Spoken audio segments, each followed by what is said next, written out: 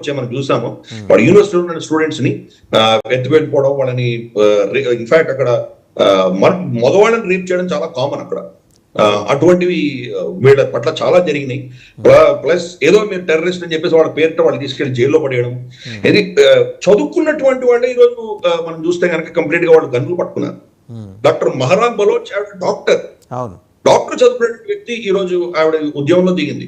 అలాగే మనకు అక్కడ కన్ఫ్యూషియస్ ఇన్స్టిట్యూట్ కరాచీలో ఉన్న దాన్ని సూసైడ్ బాంబింగ్ చేసుకున్నటువంటి స్త్రీ కూడా ఆవిడ పోస్ట్ గ్రాడ్యుయేట్, ఆవిడ మంచి ఉద్యోగం ఉండి పిల్లలు ఉన్నటువంటి చిన్న పిల్లలు ఉన్నటువంటి వ్యక్తి ఆవిడ సూసైడ్ బాంబ్ తాను పేల్చుకొని చైనీస్ చంపేసింది అక్కడ కరాచీలో. కన్ఫ్యూషియస్ ఇన్స్టిట్యూట్ లో, కరాచీ యూనివర్సిటీలో చంపింది ఆవిడ. అంటే చదువుకున్నటువంటి వాళ్ళు ఇటువంటి పరిస్థితికి వస్తున్నారంటే దానికి కారణం ఎవరు? ఇది అక్కడ ఉన్నటువంటి పరిస్థితి. బలూచీలు అన్ఫార్చునేట్లీ వాళ్ళని సర్వనాశనం చేయాలని నిర్ణయించుకుంది పాకిస్తాన్ ఆర్మీ, పాకిస్తాన్ ఎస్టాబ్లిష్మెంట్. బంగ్లాదేశ్ నాకైతే వీళ్ళు లక్షలాది మంది స్త్రీలని వీళ్ళు మానవంగాలు చేసి వాళ్ళ డిఎన్ఏ మార్చేసి రాబోయే తరాలందరూ కూడా పంజాబీ రక్తంతో పుట్టాలని వాళ్ళు ఎలా చేశారో అదే పరిస్థితి బలూచిస్తాన్ లో కూడా చేస్తున్నారు. ఈ రోజు బలూచిస్తాన్ లో పరిస్థితి ఏంటంటే బలూచిస్తాన్ లో బలూచీల సంఖ్య మెజారిటీ కాదు ఈరోజు. వాళ్ళు 50% కంటే తక్కువ ఉన్నారు, ఓన్లీ 40% ఉన్నారు. ఆల్మోస్ట్ 25-30% అక్కడ పష్తూన్స్ ఉన్నారు.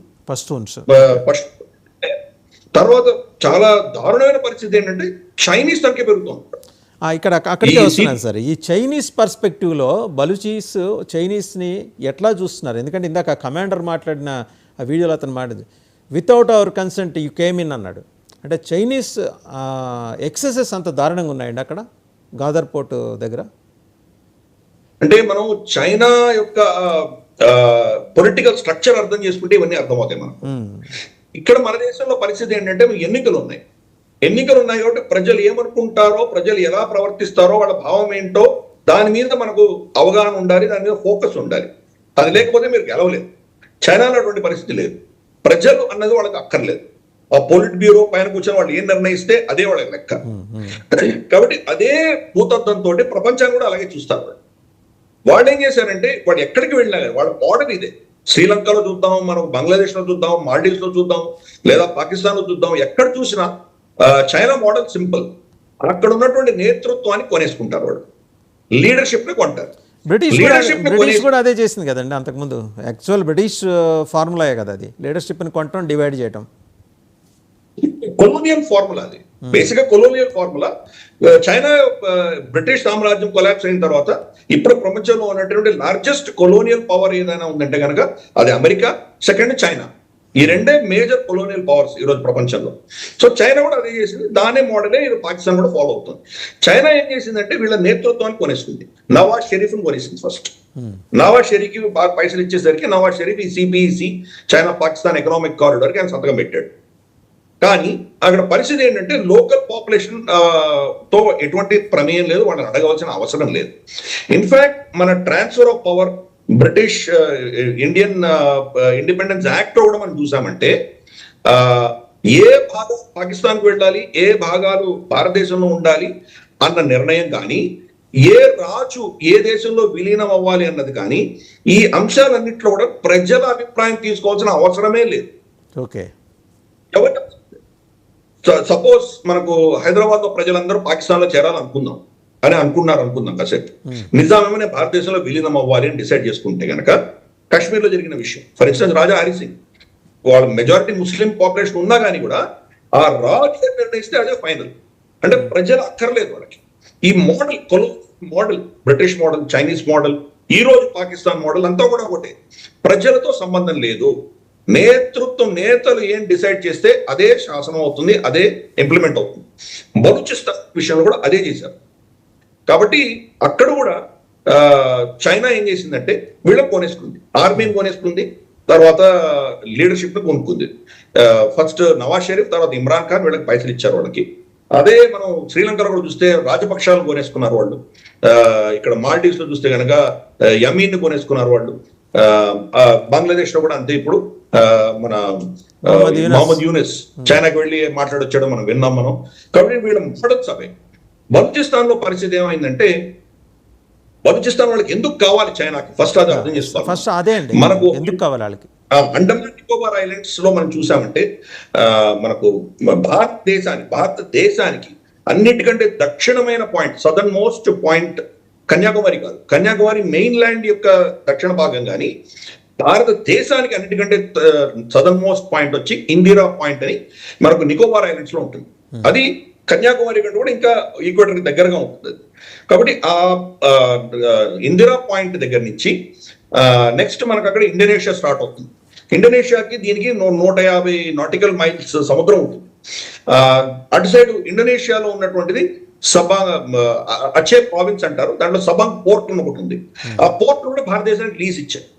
అంటే మనం మనకు గుడికి వెళ్తే కనుక 2 బయట ద్వారపాలకులు ఉంటారు కదా, అలాగే భారతదేశం ఇక్కడ నికోబార్ ఐలాండ్స్ లో ఇందిరా పాయింట్, అక్కడ సబాంగ్, 2 పోర్ట్స్ లో మనం ఉన్నాం. ఈ రెండిటి మధ్యలో 150 కిలోమీటర్ల మధ్యలో నుంచే 60% చైనీస్ వాణిజ్యం నడుస్తుంది. రైట్.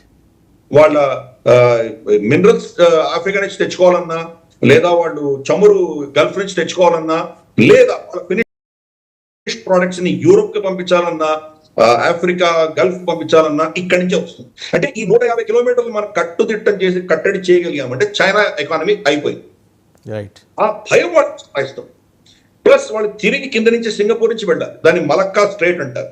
మలక్కా స్ట్రేట్ కొన్ని ప్రాంతాల్లో మహా అంటే 25-30 కిలోమీటర్ల కంటే ఎక్కువ ఉండదు.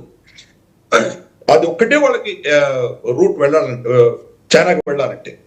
కాబట్టి భారతదేశం ఎప్పుడైనా వీళ్ళకి శక్తి పెరిగిందంటే మనల్ని ఆపేయగలరు. కాబట్టి మనకు ప్రత్యామ్నాయం కావాలి అన్న ఉద్దేశంతో పాకిస్తాన్ వాడుకుంటున్నారు. ఈ గోడర్ పోర్టు, ఈ సిపిఈసి అందుకని వాళ్ళకి క్రూషియల్. దాంట్లో పైసలు రావు చైనాకి. వాళ్ళ ముందు నుంచే తెలుసు, ఇన్వెస్ట్మెంట్ చేసిన రోజే తెలుసు దీంట్లో మనకి ఎటువంటి లాభాలు ఉండవని. కానీ ఈ రోజు మన కనుక చైనాతో యుద్ధం అంటూ వస్తే భారతదేశం అమెరికా కలిసి ఇద్దరు కలిసి మనం సక్సెస్ఫుల్ గా వాళ్ళని మొత్తం బ్లాక్ చేయొచ్చు. ఇక్కడ నేను చెప్పినటువంటి ఇందిరా పాయింట్ ప్రాంతం మనం బ్లాక్ చేశామంటే కనుక వాళ్ళ పరిస్థితి అయిపోయింది. ఇన్ఫాక్ట్ 1962లో కూడా మనమే గెలిచి ఉండేవాళ్ళం ఇక్కడ కనుక మనం బ్లాకేట్ చేసి ఉంటే, లేదా మన ఎయిర్ ఫోర్స్ మనం రంగంలోకి బరిలో దిక్కుంటే కనుక వాడు చైనా అప్పటికే దాసోమని వెళ్ళిపోయి ఉండేవాడు. ఈ రోజు మనకి సమస్య ఉండేదే కాదు. అన్ఫార్చునేట్లీ అప్పుడు నేతృత్వం ఓడిపోయింది, దేశం ఓడిపోవాలి. కృష్ణ మెనన్ ఓడిపోయారు. కృష్ణ మెనన్ చేసినటువంటి దౌర్భాగ్యపు డెసిషన్స్ వల్ల మనకి ఇటువంటి పరిస్థితులు వచ్చాయి. నెహ్రూకి సరే ఆయన ఉద్యమకారులకి కూడా ప్రభుత్వాన్ని నడిపించడం తెలియదు. ఈ విషయం అర్థం చేసుకోవాలి మనం. యుద్ధం చేసే పాటు శాంతి ఉన్నటువంటి సమయాల్లో వాళ్ళు దాన్ని నడిపించలేరు.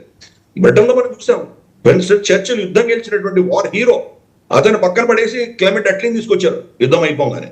కాబట్టి ఈ మనకు ఆ తెలియక దౌర్భాగ్యం ఏంటంటే మనం ఎమోషన్ తో వెళ్తాం కాబట్టి నెహ్రూ తీసుకొచ్చి పెట్టుకున్నాం, అందుకని ఓడిపోయాం మనం.